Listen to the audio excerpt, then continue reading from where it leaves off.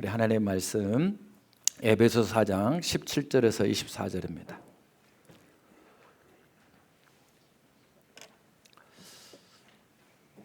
에베소서 4장 17절에서 24절까지 우리 함께 봉독합니다. 그러므로 내가 이것을 말하며 주 안에서 증언하노니 이제부터 너희는 이방인이 그 마음에 허망한 것으로 행한 같이 행하지 말라. 그들의 청명이 어두워지고 그들 가운데 있는 무지함과 그들의 마음이 굳어짐으로 말미암아 하나님의 생명에서 떠나 있도다. 그들이 감각 없는 자가 되어 자신을 방탕에 방임하여 모든 더러운 것을 욕심으로 행하되 오직 너희는 그리스도를 그같이 배우지 아니하였느니라. 진리가 예수 안에 있는 것 같이 너희가 참으로 그에게서 듣고 또한 그 안에서 가르침을 받았을진데 너희는 유혹의 욕심을 따라 썩어져가는 구습을 따르는 옛사람을 벗어버리고 오직 너희의 심령이 새롭게 되어 하나님을 따라 의와 진리의 거룩함으로 지으심을 받은 새 사람을 입으라. 아멘. 새해 새 사람의 은혜가 있기를 축복합니다. 네, 말씀 제목 읽어볼까요? 변화는 존재의 혁명에서 오는 결과입니다. 아멘. 옆 사람에게 변화는 존재의 혁명에서 옵니다. 이렇게 축복합시다. 변화는 존재의 혁명에서 옵니다. 변할 수 있다는 겁니다. 에베소 1장에서 4장까지는 하나님의 놀라운 구원 계획의 순서대로 이루어졌습니다. 1장에서 하나님의 전체적인 우주에까지 미치는 구원 계획이 있고 2장은 내가 구원받아야 되고 그래서 한 새 사람에 대해서 성령의 안에서 성전으로 지어져 가야 된다. 새 사람이 되는 것. 그 다음에 3장에서는 내가 그 은혜를 나만 가지고 있지 않고 이방인에게 복음을 증거해서 함께 지체가 되고 상속자가 되게 하려고 나를 구원했다. 그러면 이제 교회가 만들어지죠. 그래서 4장에서는 하나 되는 교회, 예수 그리스도를 머리로 하여서 장성해가는 그것이 진짜 교회다. 그 목적이 없으면 교회가 아닙니다. 교회라고 해도. 그러면 이제 교회가 되어지는 것이 하나님의 만물을 충만케 하시는 계획인데 이제 뭐가 남았을까요? 오늘 17절부터 그러면 그런 교회를 이루는 그 그리스도인들의 삶은 어떤 모습이냐, 구체적으로 어떤 아름다운 삶이 펼쳐지느냐 하는 것을 다룹니다. 그래서 4장에서부터 이제 6장까지 그걸 4장이 17절부터 다루기 때문에 우리의 삶을 비교하면서 나한테 하나님이 이런 은혜를 주시겠구나라고 새기면서 드리면 큰 복이 있을 줄로 믿습니다. 우리는 살면서 사람은 왜 이렇게 안 변할까? 그러면서 내 남편을 향해서 내 자녀를 향해서 또 내가 섬기는 사람, 품은 사람, 심지어는 내 자신을 향해서 그런 갈등을 할 때가 많이 있습니다. 적어도 예수 믿는 제대로 믿어보려고 하는 분들은 다 그런 갈등을 겪었을 것입니다. 그런데 우리 주변에는 많은 사람들이 경험을 통해서 말하기를 사람은 고쳐 쓰는 게 아니야 이렇게 말합니다. 그렇게 말하는 분들은 정말 많은 노력을 해봤는데 안 된다는 그런 속상함이 들어있을 거예요. 우리 중에도 있을 수 있습니다. 그런데 그럼으로 인해서 성도들도 정말 저 사람이 바뀌어졌으면 좋겠는데 내 남편은 이렇게 안 변할까? 저 사람 변할까? 목회자도 성도도 고민할 수밖에 없습니다. 하지만 사람을 고쳐 쓰는 데서 오는 변화와 사람이 새롭게 태어나는 변화의 차이를 몰라서 그런 말을 하는 것입니다. 사람은 고쳐 쓰는 게 아니다라고 하는 말은 분명한 진실이 들어 있습니다. 사람마다 고유의 성격, 기질, 그리고 오랜 세월에 거친 몸에 배인 습관, 또 상처, 여기서 반복되는 죄의 패턴들이 있습니다. 이런 것은요, 결코 의지력으로나 혹은 어떤 해병대 훈련소 보내가지고 훈련받게 한다고 바뀌지 않습니다. 그래서 부부 상담을 해보면은 저 사람은 그때만 잠깐 미안하다고 하지 결국은 행동이 똑같아요. 저 사람은 맨날 말뿐이에요 라고 수없이 실망하고 결국에는 포기하는 모습들을 봅니다. 그런데 여러분, 성경은 죄는 사람이 행하는 그런 죄는 그 행함 이전에 그 본성 때문이라고. 본성, 사람의 본성. 그래서 그 본성이 새로운 창조를 필요로 한다고 말하고 있습니다. 요한복음 3장 3절에 예수님은 당시에 70명, 우리의 말로 하면은 이스라엘의 국회의원과 같고요, 그냥 국회의원이 아니라 인격적으로, 지성적으로, 사회적 영향적으로 아주 훌륭한 사람들을 뽑아놓은 그 사내들인의 70명, 그 중에 니고데모라고 하는 분이 있었어요. 나이도 지긋한 분이에요. 이분이 어떻게 하면 구원을 받을 수 있습니까? 라고 찾아왔어요. 그럴 때 예수님이, 그래, 너 조금만 좀 겸손해지면 좋겠다, 너 조금만 더 의로워지면 좋겠다 라고 말씀하지 않았어요. 아예 예수님은 진실로 강조해서, 내가 너에게 말하는데 사람이 거듭나지 아니하면 너 천국 못 간다 이렇게 말했다는 거예요. 예수님은 너 다시 나야 된다, 네 존재가 완전히 바뀌어야 된다 라고 말한 거예요. 그러니까 이 말씀을 보면 예수님도 사람 고쳐 쓰는 것에 대한 한계를 인정하신 것입니다. 그래서 사도 바울도 정말 바리새인 중에 바리새인인데, 예수님을 만나고 나서, 애프터, 예수님을 만나기 이전 비포와 예수님을 만난 이후에 완전히 달라져서 고린도후서 5장 17절에서 탐복을 합니다. 이야, 그런즉 누구든지 그리스도 안에 있으면 새로운 피조물이라, 이전 것은 지나가 버렸으니 보라 새 것이 되었도다, 이렇게 고백한 거예요. 행동을 수정하는 게 아니에요. 여기서 새롭다, 새로운이라고 말은 조금 좀 나아졌다, 개선됐다가 아니라 전혀 다른 종류의 사람이 돼버렸다, 그런 뜻입니다. 그래서 우리는 세상에서 말하는 변화와 성경에서 말하는 변화를 분명하게 구별해서 이제 깨달아야 됩니다. 세상의 변화는, 도표를 보면은, 세상에서 변화는 뭐냐면, 도표를 보면 고쳐서 사용하는 거야. 저 사람을 고쳐야 되겠어, 남편을 내가 2026년도는 꼭 고쳐야겠어 내 자녀를 꼭 고쳐야겠어, 나를 꼭 고쳐야 되겠어. 근데 하나님은 안 돼, 네가 다시 태어나야 돼, 그렇게 말하는 것이고, 너 조금만 노력해봐, 조금 더 노력해, 그 노력한 거야? 근데 안 돼, 노력한다고 되는 게 아니라 내 은혜가 필요해, 이렇게 말하는 거예요. 그러니까 세상은 자꾸 행동에 관심을 갖는데, 예수님은 존재에, 하나님은 우리의 정체성을 변화시킵니다. 그래서 세상의 변화는 근본적으로 일시적인 변화만 나올 수밖에 없는 거예요. 그런데 이 존재가 바뀌니까 본질적으로 계속 변화가 될 수밖에 없는 거죠. 그런데 성도들 중에도, 목회자 가운데도 이 차이를 모르니까, 내 남편은 원래 저래요 라고 포기하거나, 내 아내는 절대 안 바뀝니다 이렇게 말하면서 포기해버립니다. 하지만 우리 교회만 하더라도 하나님이 살아계셔서 예수님을 인격적으로 만난 후에 그분의 말투가 바뀌고, 그리고 분노를 다루는 방식이 바뀌고, 그래서 가출했던 자녀가 돌아오고, 가족을 대하는 서로의 방식이 바뀌어지는 그런 복된 모습을 얼마나 많이 보게 하셨는지 모릅니다. 그렇다면 그 변화는 그 아버지가 노력해서 됐을까요? 성격을 바꿔서 됐을까요? 그 부모가 성격을 고친 결과일까요? 아닙니다. 주인이 바뀐 결과입니다. 머리가 바뀐 거예요. 골로새서 2장 19절을 보면은 모든 인생의 문제가 어디서 오느냐? 머리를 붙들지 않아서 그런다. 머리가 안 바뀌어서. 그런데 머리를 붙들면 어떻게 되느냐? 온 몸이 그 머리로 말미암아서 마디와 힘줄들이 다 공급을 받고 연합하여서 누가 자라게 하셔요? 하나님이. 너도 좀 노력해, 나 좀 노력해야 돼가 아니라 하나님이 계속 은혜로 자라나게 해주신다는 거예요. 머리가 바뀌어야 됩니다. 주인이 바뀌어야 됩니다. 우리 옆 사람에게, 주인이 바뀌면 바뀔 수밖에 없습니다, 이렇게. 아멘. 너무 자책하지도 말고요, 너무 공격하지도 마십시오. 그 사람이 머리가 바뀔 때까지 기도하십시오. 그렇다면 이런 질문이 있을 수 있어요. 그러면 왜 저 사람은 교회를 다니는데도 안 변하나요? 성경은요, 교회 다닌다고 자동적으로 사람이 변한다고 말하지 않아요. 또 직분 받으면 새 사람이 된다고도 하지 않아요.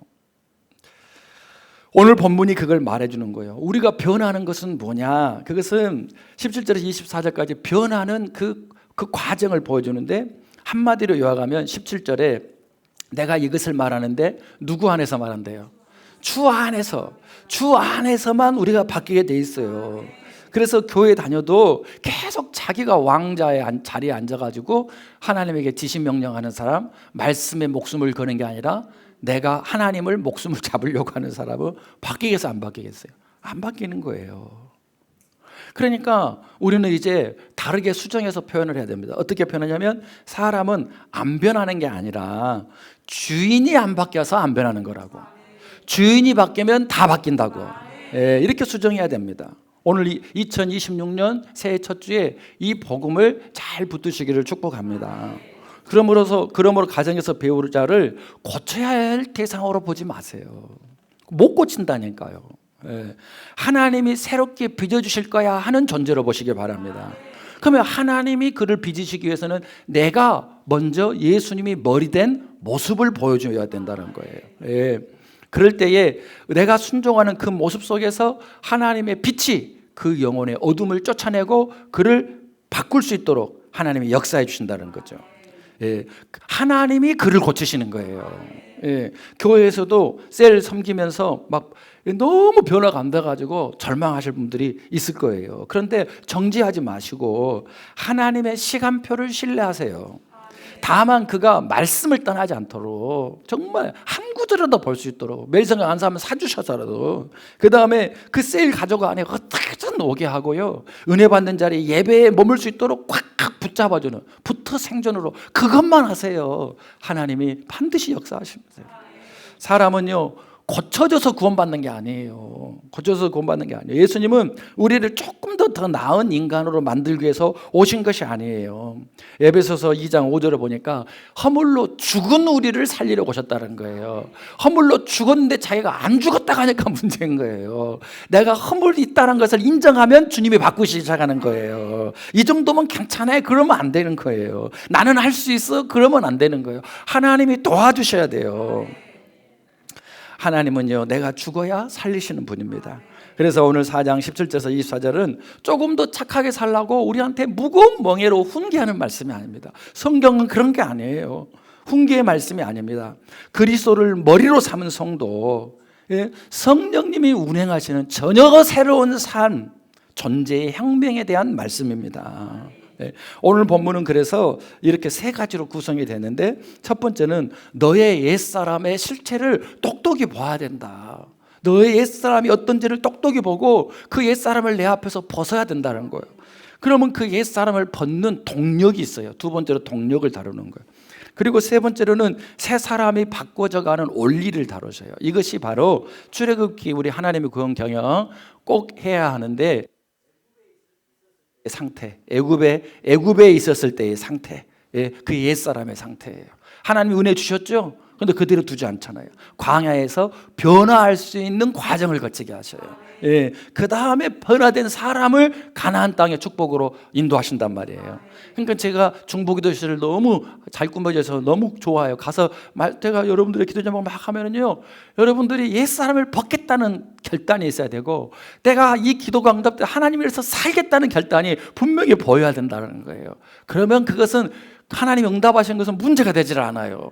여러분의 기도 제목이 너무 소중하고 너무너무 소중해, 귀해요. 그런데 여러분, 내가 새 사람으로 하나님을 위해서 하나님과 함께 살겠다는 결단이 있을 때에 속히 응답될 줄로 믿습니다. 그래서 우리는 나를 좀 더 바꿔야지, 나를 좀 더 채찍질해야지, 내가 좀 더 계획을 잘 세워봐야지, 얘 불러다 놓고 남편 불러다 놓고 이런 게 아닙니다. 여러분, 우리는 하나님의 은혜 속에서 존재가 계속 바뀌어지면 되는 거예요. 그래서 첫 번째로 중요한 것은 너의 옛사람의 실체를 알아라는 거예요. 예수 믿기 전에 네가 가지고 있던 모습, 예수 믿은 후에도 버리지 못하는 그것이 어떤 상태인지 두 단어로 표현할 수 있어요. 허망함과 굳어진 마음이에요. 허망함과 굳어진 마음. 이게 17절에 19절까지 나오는데, 바울은 믿지 않는 이방인의 본성을 뭐라고 규정하냐면 허망하다라고 말해요. 이 허망하다는 것은 마타이오 테스인데, 어떤 거냐면은 목표가 없다는 목표 지점이에요. 내 인생이 어디서 와서 어디로 가는지를 잃어버리는 거예요. 이 허망함은요, 실제적으로 목사 안에도, 여러분 안에도, 선교사 안에도 언제든지 나타날 수 있어요. 목적을 잃어버렸을 때에. 그래서 실제적인 단어입니다. 마치 자녀를 죽을 힘을 다해서 다 키워놓고 다 다 시집장가 보냈는데 그 다음에 인생의 뿌리째 흔들리는 거예요. 목표가 없어서. 직장에서요, 내가 너희들을 위해서 내가 직장생활 열심히 하는 거야. 내가 너희들한테 더 잘 공급해주려 열심히 가정도 자녀도 안 돌보고 직장에서 했는데 정점에 올랐는데 허망하게 와요. 허망하게. 심각한 거예요. 그때 그 공허함이라고 하는 것은. 열심히 쫓아달렸는데 도착해 보니까 벼랑 끝이에요. 그 사람이 노력이 부족해서일까요? 아니에요. 목적지가 상실되어서 나타나는 결론이에요. 그럼 어떤 문제가 생기느냐? 그걸로 끝나지 않아요, 여러분. 요즘은 왜 복잡하냐? 남녀가 직장에서 그렇게 혼을 빼놓고 사니까 18절에 어떤 상태가 와요? 옛사람의 상태들이 굳어지는 상태가 온다. 굳어지. 이 굳어짐은 포로시스인데 의학용어예요. 의학용어. 의학용어면 피부에 굳은 살이 박혀가지고 감각 없이 죽어가는 거예요. 살이 내 살이 아니에요. 죽어가요. 그러면 수술로 도려낸다는 뜻이에요. 의학용어. 이게 말씀 속에 있어요. 하나님의 은혜를 주셔도요, 도무지 반응하지 않아요. 무감각한 상태. 그리고 나서 남편이 아내를 괴롭히면서도 무감각해져 버리고, 아내가 남편을 괴롭히고 자식을 괴롭히고 그러면서 무감각해져 버려요. 허망한 사람들이에요. 그래서 감각이 없으니까요, 방탕하고요, 탐욕에 빠지고요, 그래가지고 가족을 너무 힘들게 하고 배우자의 마음을 완전히 갈갈에 찢어내면서도 눈 하나 깜짝을 안 하는 게 바로 옛사람의 모습이고 허망한 사람들이 하는 일이란 말이에요. 그래서 19절에 감각 없는 자가 되었다라는데 고통을 더 이상 느끼지 않아요. 이게 사한 것입니까? 양심에 어떤 가책도 없고요, 어떤 갈급함도 느끼지 못하니까 자기 자신을 그냥 방탕에 내버려 두는 거예요. 왜 그래요? 옛사람의 상태에 있는 거예요. 그 사람한테 좀 더 똑바로 살아라, 머리끄댕이를 잡고 각서 써라, 100장 1000장을 써도 안 바뀌는 거예요. 마음이 굳어져 버렸는데, 허망한데. 그러면 하는 일이 22절에 유혹의 욕심을 따라 썩어져 갈 일밖에 안 한다는 거예요. 그럼 어떻게 변화되느냐? 변화도 두 단어예요. 배우다와 듣다예요. 우리가 배우고 들을 때에 이제 광야 상태에서 이제 하나님의 사람으로 거듭나기 시작하는 거예요. 세상은 좀 더 수양해라, 좀 더 철학에 좀 몰두해봐, 생각 사고를 넓혀봐라 이렇게 말하지만은 성도는 그것이 아닙니다. 성도는 우리 주 예수 그리스도를 배울 때마다 변화되는 거예요. 이 변화는 내가 어떤 결심이 아니에요. 결심해봐. 새해 되니까 많이 결심하죠. 결심도 되는 게 아니라 그리스도를 배워갈 때 바뀌게 돼 있어요. 그래서 오늘 20절에 배우다라고 하는 뜻 에마데테는 단순히 지식을 쌓는 것이 아니라 제자가 스승을 뭐 하는 과정이요?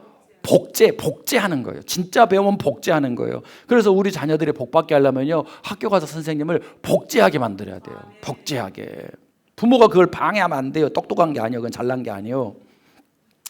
그래서 어떤 사람이 유학을 갔어요. 송영시도 되겠지만은 내가 비올라를 배우러 갔어요. 근데 눈 올라러 오면 안 되는 거잖아요. 에? 내가 배우러 갔으면 그분처럼 똑같이 하고, 심지어는 야, 너는 어떻게 표정도 똑같고 너희 선생님하고 너는 말투도 똑같고, 이럴 때 제자는 진짜 으쓱으쓱 자기가 잘 산 것이라는 열매가 되는 거예요. 여러분, 그와 같이 우리가 예수님의 머리로만 배우는 지식이 아니라 예수님을 몸으로, 그분의 인격을 닮아가는 거예요. 예? 그래서 그 인격으로 변화되는 그 과정, 스승을 복제하는 과정. 그래서 우리 예수님이 제자들이 12명만 있었던 게 아니에요. 누가복음 10장에 보니까 70명이 있어요. 똑같이 권능을 받고 귀신을 쫓아내고 병자를 고쳐내고 복음을. 그 다음에 120명이 있었어요. 이 사람들이 최초의 교회를 만들잖아요. 또 500명이 있었어요. 그들은 예수님이 직접 만나주는 제자였지만 복제는 500명이 할 수 없잖아요. 그러니까 12명을 뽑아서 그 12명이 또 12명을 이렇게 셀을 만드신 거예요. 복제하라고. 여러분, 저를 복제하시길 바라요. 좋은 것만. 그래야 여러분들이 빨리빨리 제 안에 있는 은혜가 여러분의 것이 되지 않겠습니까? 그래서 배우다가 중요하고, 두 번째는 들어야 배울 거 아닙니까? 21절에. 그래서 여기서 들었고의 에쿠사테인데, 이거는 단순히 소리를 들었다는 게 아니라 담고 싶어서 경청하는 것을 말하는 거예요. 담고 싶어서 주일 예배 말씀마다, 담고 싶어서 정말 신년, 저도 쉬고 싶은데 못 하려고 하겠어요. 하나님을 담고, 예수님을 담고 존재 행명에 힘을 받기 위해서 그런 거 아니겠습니까? 그래서 그렇게 정말 사모함으로 들을 때에 21절에 진리가 예수 안에 실제한 것처럼, 진리는 누구 안에 있어요? 예수님 안에 있다니까요. 진리가 우리를 자유케 하는데 예수 안에 있다 이 말이에요. 알레테야 이론, 예수 믿으면서도 여전히 내 이론, 세상 이론이 아니에요. 예수님의 이론으로 바꾸는 거예요. 그러면 내 삶에도 예수님의 진리가 실제하는 것입니다. 예수를 보이게 하는 목적. 우리가 2026년에 말씀으로 큐티하는 것에 승부를 걸어야 됩니다. 정말 그 말씀에 목숨을 걸어야 돼요. 그러니까는 한 절이라도 읽으면 돼요. 아멘. 네. 그러면은 그 말씀이 나를 해석해주고, 그 말씀 속에서 내가 예수로 사는 힘을 얻게 돼 있어요. 그러니까 성경에서 어떤 지식과 정보를 얻게 함이 아니라 말씀을 딱 읽었으면 오늘 예수님이 어떤 분이지? 모든 성경에 애언서를 봐도 오늘 하나님의 마음이 어떤 마음이지? 그럼 내 마음이 따뜻해집니다. 하나님과 가까워지게 돼 있어요. 자, 세 번째 핵심 원리는 뭐냐? 그러면은 이제 배우고 들은 만큼 우리가 벗을 수 있어요. 그리고 새롭게 됩니다. 아멘입니까? 예, 이것이 가나안이 이제 열어져요. 내가 그냥 들어와서 옛날처럼 막 죄는 지으면서 주여 주여 한다고 회개할 때 오는 은혜가 또 오느냐? 안 그래요. 이제부터는 구체적으로 내가 벗을 것은 벗고 입을 것은 입을 때에 하나님의 역사가 나타나기 시작하는 거예요. 그래서 그리스도의 변화는 벗고 새롭게 되어 입은 과정을 통해서 이루어집니다. 첫 번째, 유혹의 욕심을 따르는 옛사람을 꼭 벗어버리라 이렇게 했어요. 벗어버리라.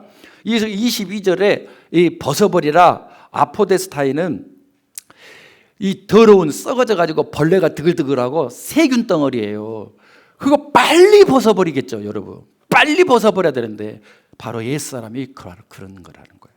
그래서 옛날에 제일 큰 고문이 뭐냐면 죽은 시체와 산 사람을 묶어버려요. 그러면 시체가 썩어갈 때 그것이 내 몸을 파고 들어가서 내 몸을 썩게 만드는 거예요. 근데 여러분, 옛사람이 예수님을 방해하고 모르는 그 옛사람의 상태가 뭘 할 수 있겠어요? 그걸 붙들고 살면 안 된다는 거예요. 예, 그래서 그것을 벗고 예수님의 은혜의 삶을 입어야 되는데 우리는 그 모습 그대로 옛날의 욕심이나 제약을 갚은 채로 또 은혜를 거기다 받으려고 그러니까 안 되는 거예요. 여기서 욕심을 따라 썩어져가는 할 때 이것은 현재 진행형이에요. 단어가. 왜 현재 진행형이냐면 지금도 계속 옛사람이 올라온다는 거예요. 그래서 내가 벗었어. 은혜 받아가지고 여기서 벗었어. 집에 가면서 또 입어보잖아요. 그러니까 뭐냐면 현재 진행형이에요. 현재 진행형.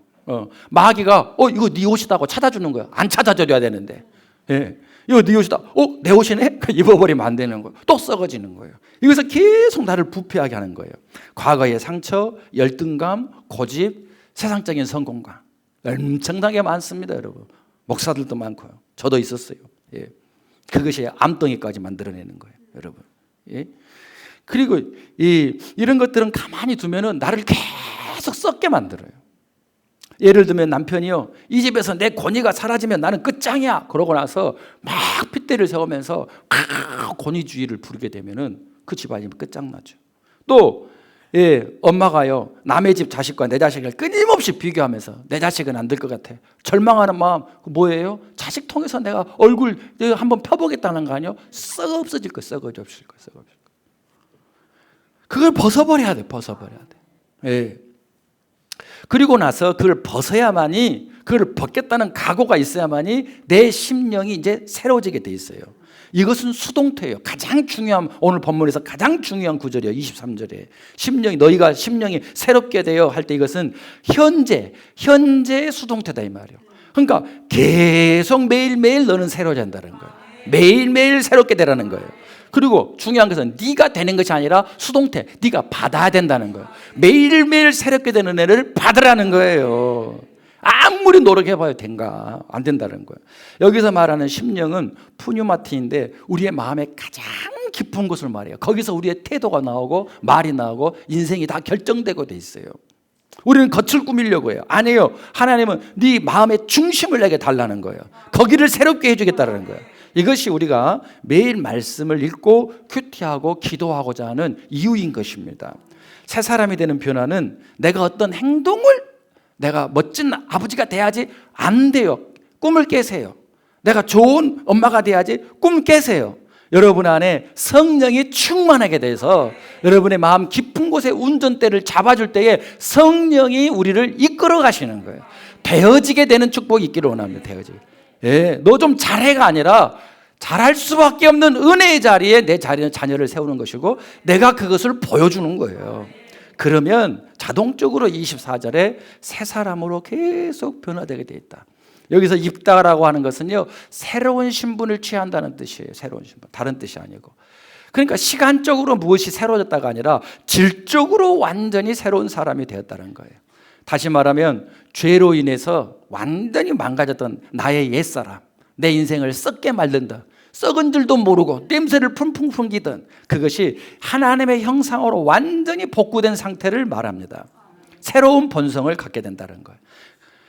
그 사람은 매일 아침 내 공로로, 내 의로 살잖아요. 내가 노력해서 됐다고 생각한 사람 있잖아요. 그건 자기 의여가지고 은혜가 들어갈 구멍이 없고, 그 증거는 뭐냐면 주변 사람이 다 죽어나갑니다. 서울대 출신의 부모가요, 제일 자식을 힘들게 할 수 있습니다. 너 그것도 못하냐? 이렇게 하고. 자기 의예요. 그런데 우리는 이제 어떻게 사느냐? 예수님의 십자가 사랑 안에서 삽니다.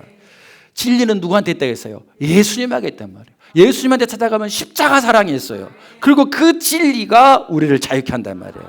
그 옷을 입는 거예요. 우리의 본질은 그것이 제사장이에요. 제사장은요, 모든 백성하고 똑같이 죄인인데요, 하나님이 이 백성을 예배를 드리게 해서 죄를 사하고 은혜를 주시기 위해서 먼저 택해 주셨어요. 너 똑같아.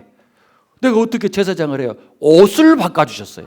그래서 우리에게, 예수 믿는 자에게 예수 그리스도로 옷 입으라 라고 말하는, 내 옷을 입고 가는 사람은 자기를 채찍질하고 남을 채찍질하지만 예수 그리스도의 옷을 입은 사람은 감사가 나오고 은혜로 살게 돼 있어요. 은혜로 살게 돼 있어요. 그래서 매일매일 내가 택함 받음에 감사하고 세워주심에 감사하고 십자가 사랑과 의의 진리로 옷을 입는 거예요. 사랑하는 여러분, 2026년도에도 때때로 나는 더 이상 안 되는가 봐, 나 또 무너졌네, 십자가 앞으로 가시길 바랍니다. 새 옷을 입으시길 바랍니다.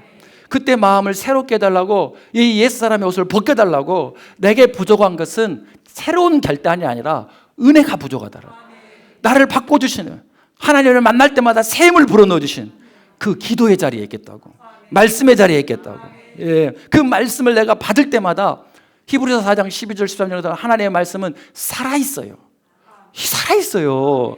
운동력이 있어가지고 어떤 좌우의 날성간보다 이래해서 우리를 찔러 쪼갠다는 말이에요.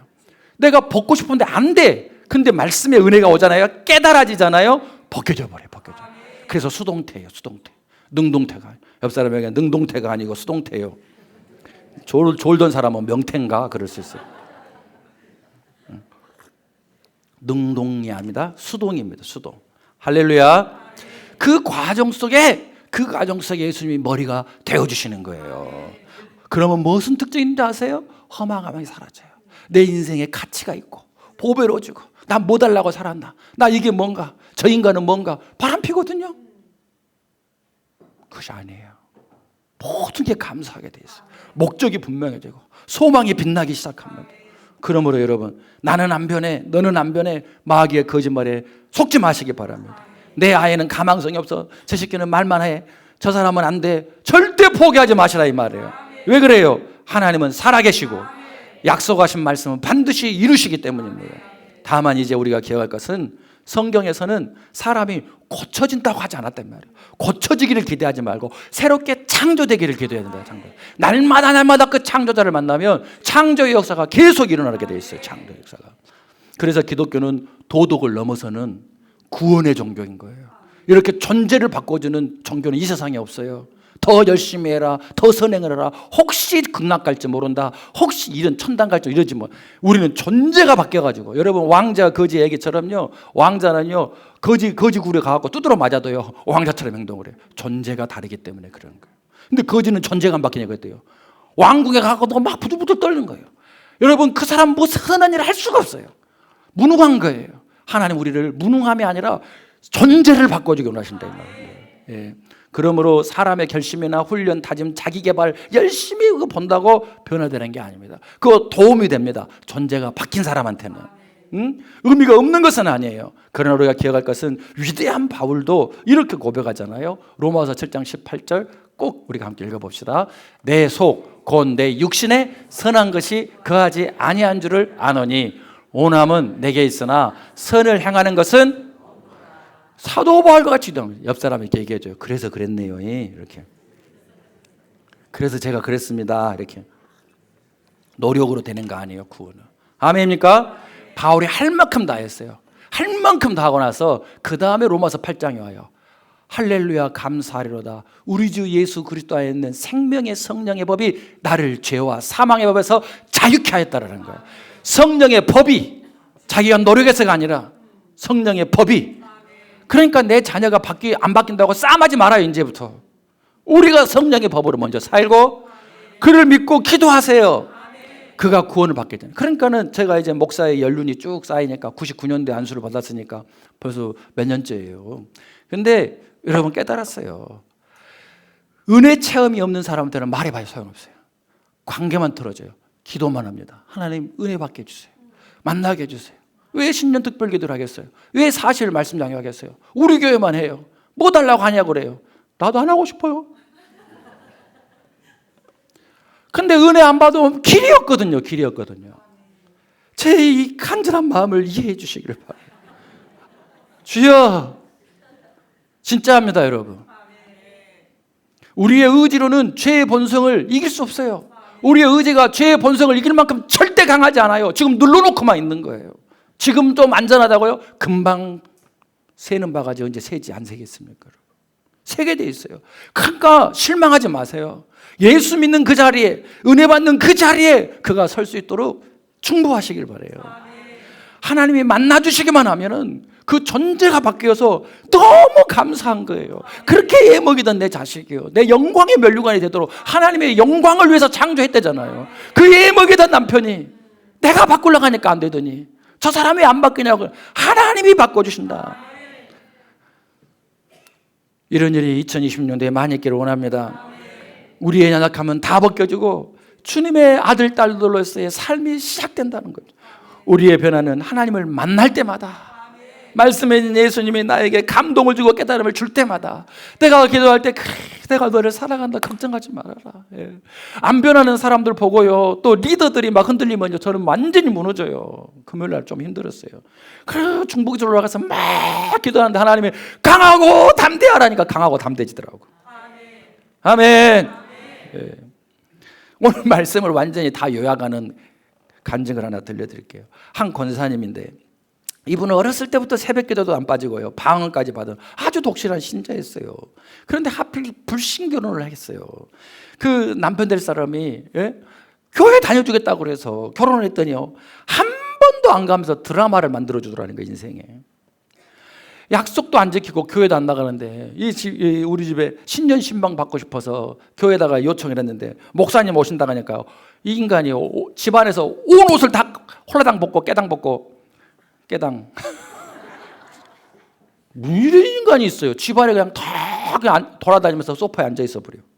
그러니 목사님 어떻게 오라 그래요? 그럼 신방 한 번도 못 받았는데 아주 그냥 개패들이 이렇게 두들겨 패고 마귀 가는 거죠. 하필 또 종갓집이어가지고요, 아주 온갖 고생 제사지 음식 다 차리는데 나는 믿는 사람이니까 절은 할 수 없잖아요. 절 안 했다고 또 두들겨 패고, 나중에는 급기야 교회 가지 말라고 두들겨 패면서 심지어 칼을 목에다 대고 교회 가면 죽여버리겠다고 그러면서 너 뭔데 내 아들 데리고 가냐고 아들 목에다도 칼을 들고. 여러분 불신결혼하면 이런 일들이 있잖아요. 그래도 내 남편이 믿음 없는데 칼 안 들은 거 감사하시길 바라요. 그럼 아들 이제 교회 안 다니겠다고 안 다녀버려요. 그렇게 두들겨 맞고 산 지가 10년이 됐다래요. 10년 이상. 권사님은 남편이 돈도 안 벌면서 맨날 두들겨 패고, 그래서는 할 수 없이 20년을 갖다가 길거리에서 마이크를 잡고 계란 사세요, 계란 사세요. 그 한 판을 팔면서도요, 사주는 분이 너무 감사해서요, 그분을 위해서 많이 기도하고, 단골이 생기니까. 그랬더니요, 그 계란을 사가는 사람들이 야, 아줌마 보니까 예수 믿고 싶다고 그렇게 얘기를 하더래요. 그럼 또 집에 가면 또 두들겨 맞고. 예?